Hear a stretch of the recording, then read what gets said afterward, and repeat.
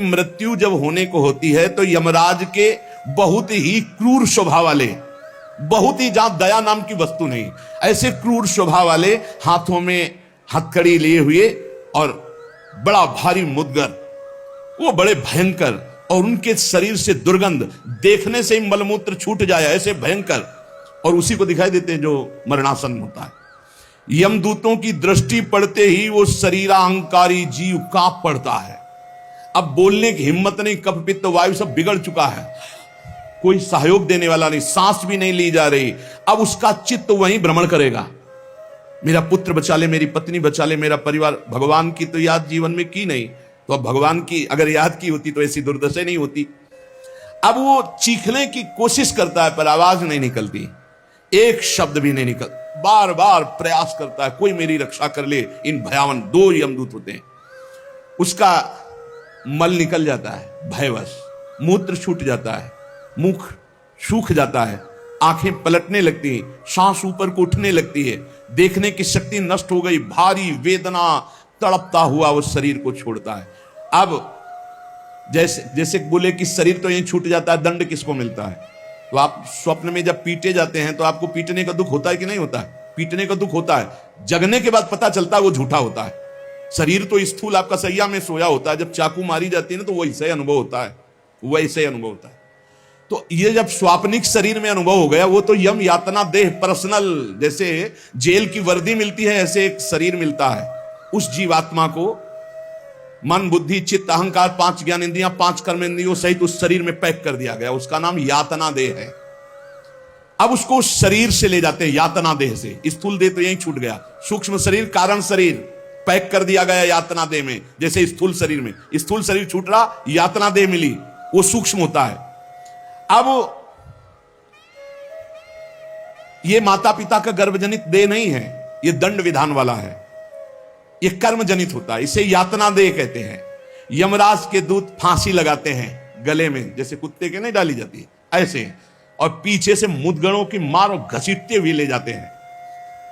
पीछे से ऐसी मार कि वो चीखता है, चिल्लाता है, पूरा अनुभव जैसे स्थूल शरीर में, ठीक वैसे ही उसमें मरना नहीं होता। बस एक खास बात होती है, क्योंकि स्थूल शरीर में मरना होता है, सूक्ष्म शरीर कारण शरीर जो यातना देह में उसमें मरना नहीं होता। बहुत लोग कहते हैं शरीर तो यहां छूट गया, फिर नरक स्वर्ग किसको मिलता है? अरे शरीर एक कोट की तरह उतार दिया गया, तू तो उसी में पैक है, अभी भूल मत कर। अब देखो दक्षिण दिशा की ओर उसे दौड़ाते हुए मारते हुए पीछे से ले जाते हैं, और तप्त बालू, आग जैसी तपती हुई बालू, जैसे यहां कुश होते हैं ऐसे लोहे के कांटे होते हैं, उस पे चलना, कांटे फैले हुए हैं, कहीं लोहे की बड़ी बड़ी कीलें गड़ी हुई हैं, कहीं लोहे की कंकरीली ऐसी भूमि, लोहे के ऐसे सैकड़ों कांटे जैसी गुखरू जैसी ऐसी डाल दी गई हैं लोहे की, और अत्यंत कठोर, जब उसमें पैर रखते हैं भारी कष्ट, पीछे से मार, वहां दया नहीं है। कहीं आगे भूमि आग जैसी जलती हुई, कहीं सैकड़ों गड्ढे जिनमें गिरा गिरा करके मारते हुए ले जाते हैं, और सूर्य भगवान इतने नजदीक से ताप देते हैं कि आग लगती है, वो सूर्य की किरणों से जलता है। ऐसे यमराज के उस मार्ग में घसीटते हुए यमराज के दूत ले जाते हैं, यमपथ, और बीच बीच में दूत उनको कठोर ताड़ना देते हैं, रोक रोक के, मरना है नहीं। जिस समय जीव को घसीट कर ले जाते हैं, सैकड़ों घुड़कियां मार, इस तरह का कष्ट हो। अभी ये ब्याज है, नरक नहीं पहुंचा, अभी तो यात्रा है, बिना किसी सवारी के यात्रा होती है 48 मिनट 2 घड़ी में। जो मनुष्य यहां छत्र दान किया है किसी को, श्री जी को, बिहारी जी को, गुरुजनों को, आचार्य जनों को छत्र दान किया, तो जब वो जाता है तो ऊपर के ताप से बच सकता है, उसे वही छत्र मिलेगा। और जो किसी को पूज्य जनों को पादुकाएं दान की है तो उसको पादुका, अगर अन्न दान किया है तो रोक के भोजन। ये मोक्ष नहीं, कल्याण नहीं, दान पुण्य से नहीं होता, ध्यान दीजिए। हाँ, उस भारी संकट के समय में तुम्हें भोजन मिल जाएगा, पौशाला खोला पानी पिलाया तो तुम्हें पानी मिल जाएगा। और जो मूर्ख यहां आकर के ये सब नहीं किया तो जाना उसको भी यमपुरी है। भजन के बिना यमपुरी से नहीं बच सकते, दान पुण्य करके। अवश्य में भोक्तव्यम कृतम कर्म शुभा शुभम, इसीलिए समझ लो, सोचते हो कि हमने दान पुण्य कर दिया, हमारे लिए विमान आएगा परम पद का, जाना नरक ही पड़ेगा। बारी मथे घृत होए बरु सिकता ते बरु तेल, बिनु हरि भजन न भवतरी या सिद्धांत पेल। भजन के बिना नहीं, इसलिए कह राधा राधा राधा। अब इस प्रकार की यात्रा, अनेक प्रकार से कष्ट भोगता हुआ पाप पीड़ित जीव धर्मराज के नगर में पहुंचा। अब वहां सेकंड के कम हिस्से में हिसाब हो जाता है। ऐसा थोड़ा क्या नाम है, कहां से लाए हो, क्या क्या किया, ऐसा नहीं, एक सेकंड के कम हिस्से में तो बहुत ही लाइन लगी हुआ। यम यातना के शरीर में भारी कष्ट भोगता हुआ जीव, दाह का अनुभव करता हुआ, कांपता हुआ, भयंकर वेदना से युक्त सामने खड़ा हुआ। देखते ही निर्णय हो गया। अब वहां से उसको उसके कर्म के अनुसार नरकों में ले जाया जाता है।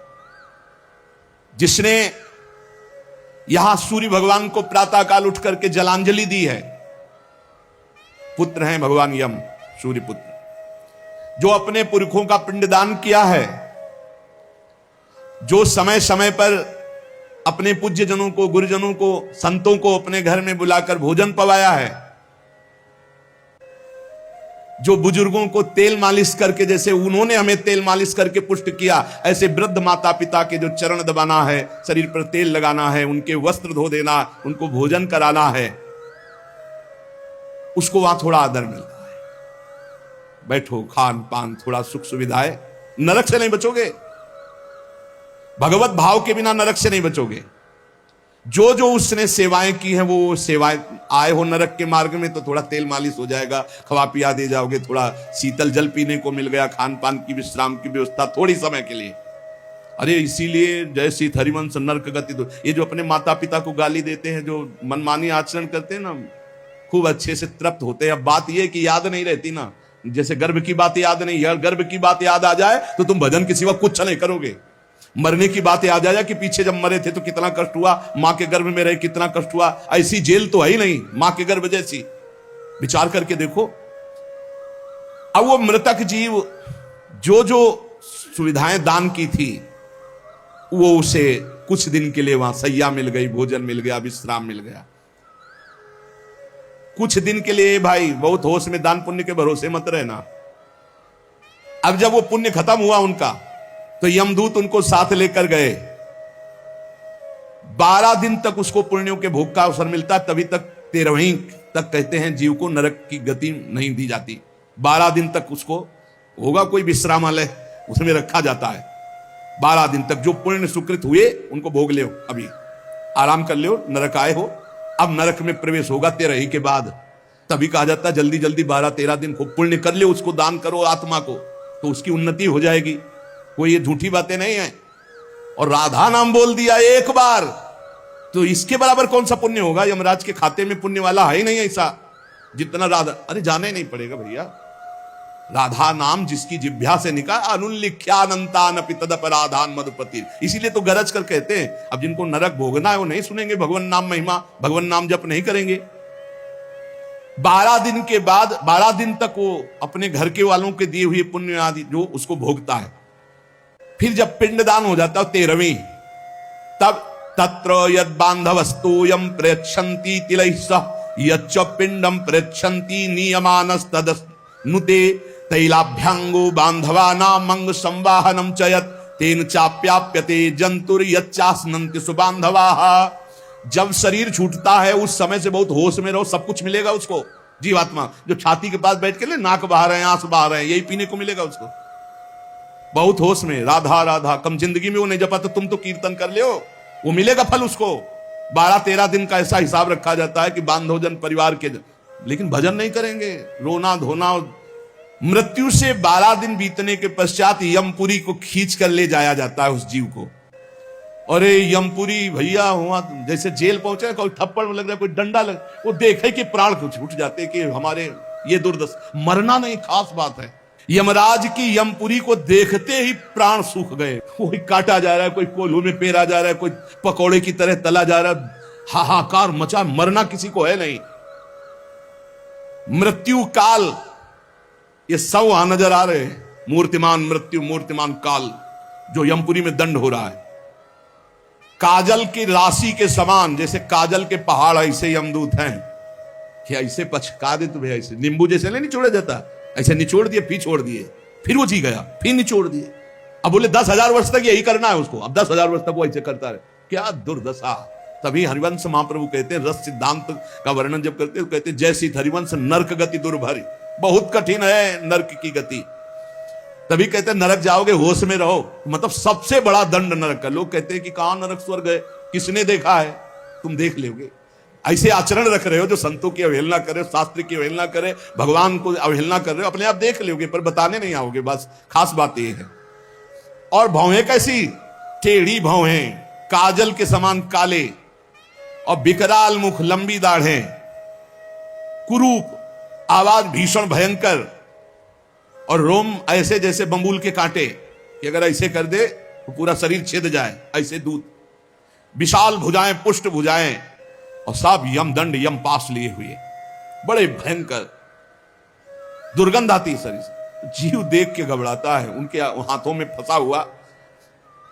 अब जो यहां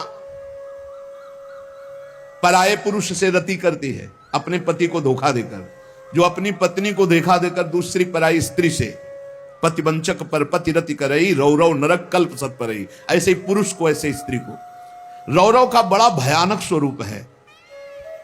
रौरव नरक की लंबाई चौड़ाई 2000 योजन है। 1 योजन 4 कोश और 1 कोश 3 किलोमीटर। 2000 योजन कितना हुआ? 4 दूनी 8, 8000 कोश। 2000 का 4 तो 8000 हुआ। वात्रिक 24,000 किलोमीटर का है, 24,000 किलोमीटर। और गड्ढा रूप है जिसकी बहुत गहराई है। यह नरक बड़ा दुखदाई है। इसमें अंगार राशि बिछी हुई है, आगों की अंगार राशि, दहकते हुए अंगार, बहुत ही। अब जो स्त्री यहां पराये पुरुष से, तो वैसे ही सैया अंगार की और तपता हुआ आग का पुरुष। अब भैया वहां जो पुरुष पराई स्त्री से, ये लिव इन रिलेशन, ये गर्लफ्रेंड, तुम्हारा इंतजार हो रहा है रौरव में, नंबर लिख गया है। तस्मात् शास्त्रम प्रमाणन्ते, पशुवत आचरण नहीं। इसीलिए भारत भूमि में जन्म होना शास्त्रों में महानता का वर्णन किया गया, क्योंकि धर्म का पूर्ण यहां पालन करने वाले जन होते हैं। जो नहीं करते उनके लिए व्यवस्था है। अब उसके भीतर यमराज, उस दूत, यमराज के दूत उस पापी जीवात्मा को, अब वहां स्त्री पुरुष तो है नहीं, वो तो शरीर पहले ही छूट गया। अब यातना देह, जेल की वर्दी, यातना देह नरक की वर्दी, धधकती आग में वो जल रहा है, चीख रहा है, पग पग पर भून भून कर गिर रहा है, न मूर्छा न मरण, रात दिन चीखता रहता है, जलता रहता है। दौड़ना है 28,000 किलोमीटर, बस उसी में आनंद लीजिए। कितने दिन? बोले सहस्त्रों वर्ष, 1-2 वर्ष नहीं, सहस्त्रों वर्ष। ऐसे पापियों की शुद्धि नरक में की जाती है। फिर जब वहां से निकलते हैं तो कीड़े मकूड़े, पतंगे, हिंसक जीव, मच्छर, वृक्ष, ऐसी योनियों को प्राप्त होते हैं पापी जीव। या मनुष्य योनि में आए, पाप बहुत नष्ट हो गए वहां, तो यहां कुबड़ा, नाटा, बड़े घृणित शरीर वाले, जो अवशिष्ट पाप बचते हैं थोड़े। आप कहोगे नरक भोगने के बाद भी अवशिष्ट बचे? कि हां, जैसे यहां किसी को सजा दी जाती, 20 साल की सजा, 1 लाख रुपया जुर्माना। अरे जब जेल ही दे दी तो जुर्माना का? बोले नहीं, जुर्माना है। तो जो जुर्माना हुआ उसका ये दंड है मृत्यु लोक में, समझ लो। यदि लोग प्रश्न कर देते, हमें समझ में नहीं आता, जब नरक भोग लिया तो फिर यहां क्यों भोगना पड़ता है? तो तुम्हारी समझ में नहीं आता, जब 20 साल की सजा दे दी, 1 लाख जुर्माना रख दिया, वो जुर्माना ये मनुष्य से भजन कर ले हो, नहीं तुम्हारी दलीलें काम नहीं आएंगी। इस प्रकार पाप करने वाले जीवों को विविध प्रकार के नरकों में पिताजी कष्ट दिया जाता है। सुमति महाराज कह रहे, जब यहां से कोई पुण्यात्मा पुरुष गति करता है तो वो पुण्य लोकों को ले जाया जाता है। उसके साथ गंधर्व लोग गीत गाते हुए चलते हैं, आगे आगे अप्सराएं नृत्य करती हैं, और वो विमान पर बैठा, आभूषणों से सुसज्जित, समय समय पर मीठा जल, ये सब सुविधाएं भोगता हुआ स्वर्ग जाता है। और वहां अपने पुण्य के अनुसार अप्सरा, विमान, महल सब सुविधाएं प्राप्त करता है, पर वहां भी जलता रहता है, क्योंकि उसके दिमाग में एक माला पहनाई जाती है उसके शरीर में, उसको बता दिया जाता है जिस दिन ये माला कुम्हला गई या खोपड़ी के बल से नीचे फेंक दिए जाओगे, मृत्यु लोक की विसंति। अब वो रोज माला देखकर जलता रहता है कि माला कभी, और जहां कुम्हलाना शुरू हुई तो भयंकर पीड़ा, ये सब छूट जाएगा, अप्सरा, महल, बड़ी सुख सुविधा में आ सकती, और वो सब छूट जाएगी। अच्छा, ये दुख, और दूसरा एक दुख बगल में दूसरी अप्सरा वाला निकला विमान, जो उससे कई गुना सुंदर, कई, अब वो जल रहा है, उसको शांति नहीं। तब लगी कुशल न जीव कहूं, सपने हूं मन विश्राम, जब लगी भजत न राम कहूं, शोक धाम तज काम। पिताजी, जो मनुष्य यहां वीर को नष्ट करता है, बर्बाद करता है, उसमें जीवात्मा होती है, ये बहुत ध्यान देने। इनको इनाम में महारौरव नरक मिलता है, परिणाम में महारौरव नरक। ये जो अष्टमैथुनों का प्रयोग करके बिना शास्त्र मर्यादा के वीर को बर्बाद करते, जैसे शास्त्र मर्यादा है संतानोत्पत्ति के लिए, गृहस्थ मासिक धर्म के बाद, पवित्रता होने के बाद, भगवत चिंतन करते हुए भगवान की सृष्टि पूर्वक जो आराधना का भाव रख करके संतान उत्पन्न, बस उतने के लिए शास्त्र आज्ञा करता है। नहीं, मानव जीवन बहुत ही सावधानी के लिए, वीर में ये सब हम आप जैसे प्रकट हुए ऐसे जीवात्मा विराजमान है, उसको यथास्थान ना समर्पित करके और नष्ट कर देना, या फिर संतान नष्ट कर देना, या बहुत तरह से जो ये है, महारौरव नरक की प्राप्ति होती है। नारकी घोर दुखदाई नरकों में ये जब जीव गिराए जाते हैं तो इनको पहले पता होता कि मेरे इस पाप का दंड मिल रहा है, मैंने जो पाप किया है। बहुत ध्यान देने की बात है, अभी तक जो चर्चा हुई उसमें खास बात यह है, आचरण पवित्र ना होने से नरकों की प्राप्ति समझ लो। पहला, पराई स्त्री की तरफ या स्त्री पराई पुरुष की तरफ जो व्यभिचार प्रवृत्ति करती है, उसे रौरव नरक मिलता है। यहां जो व्यर्थ में वीर्य नष्ट करते हैं अन्य प्रकार से, इसे खिलवाड़ न समझा जाए, मनोरंजन नहीं है। मानव देह बहुत बड़ी संपत्ति है जो भगवान की प्राप्ति के लिए मिली है। जैसे आप अभी पता चले कि आप शरीर को नष्ट करना चाहते हो तो हमारी भारत सरकार आपको बंदी बना लेगी। सरकारी संपत्ति, आप जी सकते हो, केवल सेवा कर सकते हो, कर्म कर सकते हो, लेकिन इसे नष्ट करने का अधिकार नहीं। तो भागवतिक भी दंड है इसमें। तो आपको जो संपत्ति मिली हुई है, आंख, नेत्र, कान, सब इंद्रियां, इनका सही मार्ग में प्रयोग करो। गलत प्रयोग करोगे तो दंड मिलेगा। तुम इसके स्वामी नहीं हो, तुम सेवक हो। ये भगवान की दी हुई वस्तु है, उसे दुखदाई नरकों में गिराया जाता है। दिमाग में बैठा लो ये बात। व्यर्थ में ब्रह्मचर्य को नष्ट करना, व्यर्थ में ये पाप जनित कार्य करना, महारौरव नरक में जाने का पूरा तैयारी कर रहे हो। ये अज्ञान की बात नहीं, भगवान की कृपा से सत्संग सुनने को मिल रहा है, शास्त्र सम्मत। तो डरो, डर करके अपना सुधार करो। ऐसा नहीं कि आप कोई नहीं देख रहा, आपके मन में जो आया आप वो कर रहे हैं, नहीं, आपको इसका दंड मिलेगा, एक एक सेकंड का दंड मिलेगा। यमदूतों द्वारा घसीट घसीट कर ले जाए गए उस महान रौरव नरक में एक घंटी यंत्र की तरह, उसमें बड़े बड़े कांटे ऐसे हैं जैसे खजूर के, वो घूमता हुआ है। इसका विस्तार 12,000 योजन है। बरचौक 48,000 कोष, 12,000 योजन। तांबे की सी तपती हुई, धधकती हुई भूमि, और उसमें बिजली जैसा यंत्र घूमने, और बड़े बड़े खजूर जैसे कांटे, और ऊपर से उसमें फेंक दिया। तड़पता है ऐसे, बस उसी में तड़पते घूमते रहो।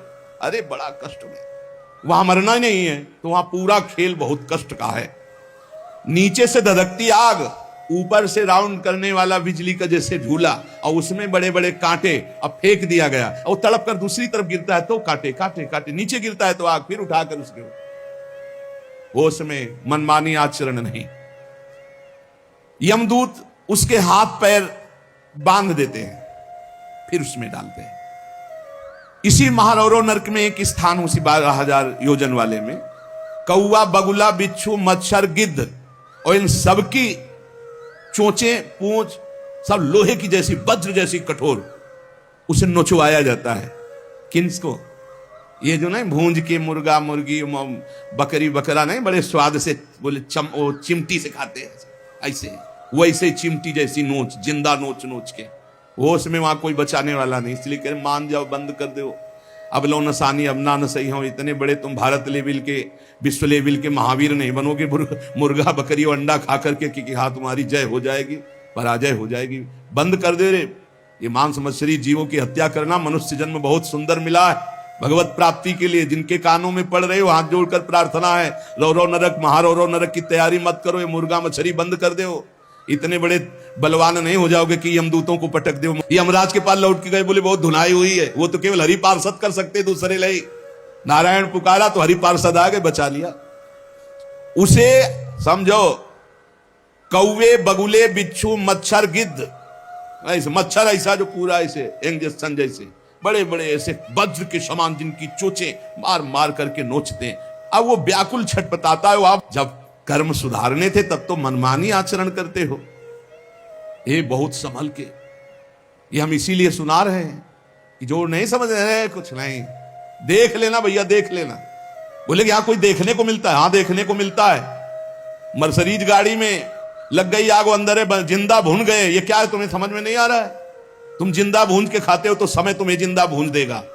तुम दूसरे को काट के खाते हो, एक्सीडेंट हुआ, यहां घुसा यहां घुसा, निकलने के चांस नहीं, तड़प कर मरो। कर्म को अवश्य में भोक्तव्यम कृतम कर्म शुभाशुभम। किस जन्म का कौन सा कर्म तुम्हें दंड दे दे, डरो। यहां सब कुछ दिखाई दे रहा है, तुम आंख खोल करके देख लो। एक बेटा है जो जीवन भर सुख देता है, एक बेटा है जो जीवन भर दुख देता है। एक पत्नी है जो देखते ही हृदय आनंदित हो जाए घर में जाते, और एक है कि देखते ही जलकर भून जाओ। एक पति है जो पूरे जीवन सुख देता है, एक है कि जीना मुश्किल। ये सब कर्मों का फल भोगना पड़ता है।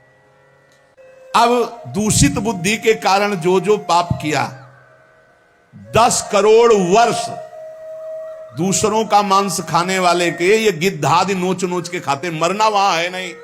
खा गए फिर मांसुदय, फिर खा गए फिर मांसुदय, होश में। अरे कुछ ना भैया, नमक रोटी खाओ, संयम से रहो तो बढ़िया बल आ जाएगा। शरीर में बल को तो तुम नष्ट कर रहे, ऊपर से डालने से क्या होगा? पक्का कहते हैं अगर आप 10 वर्ष ब्रह्मचर्य रहो तो तुम्हारे अंदर ऐसी सामर्थ्य आ जाएगी कि क्या करूं, कहां कौन सी मेहनत करूं, ऐसा तुम्हारे अंदर आने लगेगा। बचपन से ही धर्म विरुद्ध आचरण। अरे इंद्रियों को वश में करने के लिए मुर्गा मछली वाली ताकत थोड़ी चाहिए, पवित्रता की ताकत चाहिए। ये मन के गुलाम, इंद्रियों के गुलाम पाप कर 10 करोड़ वर्ष भोगने पर फिर उसको मनुष्य लोक में भेजा जाता है। और फिर कैसे भेजा? मुर्गा बना के। फिर वो चाकू, समझ रहे ना, जिसको तुमने काटा था, फिर बहुत बड़ा। इसीलिए कहा गया, सेवक जी महाराज करें, संस्कृति मान बरियाय के पायो मानुष दे वृथाकत्वा। अरे संस्कृति चक्र को रोक के भगवान कृपा करके तुम्हें मनुष्य दे दिए, और सत्संग भी सुना रहे कि हमें पता नहीं था, तो आप पाप कर्म करना बंद कर दो। कैसे घृणित पदार्थ खाते, अंडे में क्या भरा है, कितना दलित दूध।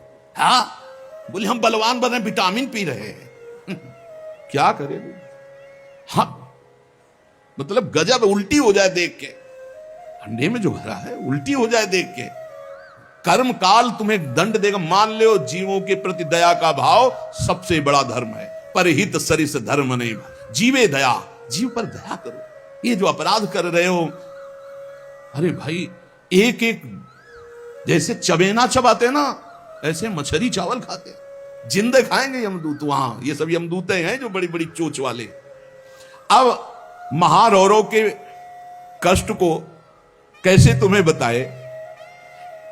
उसी के बगल में है शिवातम नामक एक नरक, जहां भीषण सर्दी ही सर्दी है। इधर जलता हुआ और घूमता चक्र ऐसे, फिर बगल में ही एक गिद्ध हो, ये सब। और उसके बगल में शिवातम नामक नरक, रौरव नरक के बराबर में ही है। घोर अंधकार, भीषण सर्दी और दम घुटने वाली गैस। अरे ऐसे ऐसे नरकों का वर्णन पूरा तो आज हो ही नहीं सकता है, केवल वानगी भर दे रहे हैं तुम्हें। घोर अंधकार, भीषण सर्दी और जहरीली गैस, शिवातम नामक नरक। अब वहां छोड़ दिया गया। अब वो कांपते हैं, सांस लेने में वो जहरीली गैस, उनकी दम, मरना वहां है नहीं, और सब अंधेरा है, सब एक दूसरे को ऊपर। और ये वहां इतनी सर्दी की दांत कटकटाते हैं, भूख प्यास अन्य उपद्रव, इसके साथ ऐसी वायु चलती है कि बड़े बड़े ओला, फूट जाए शरीर।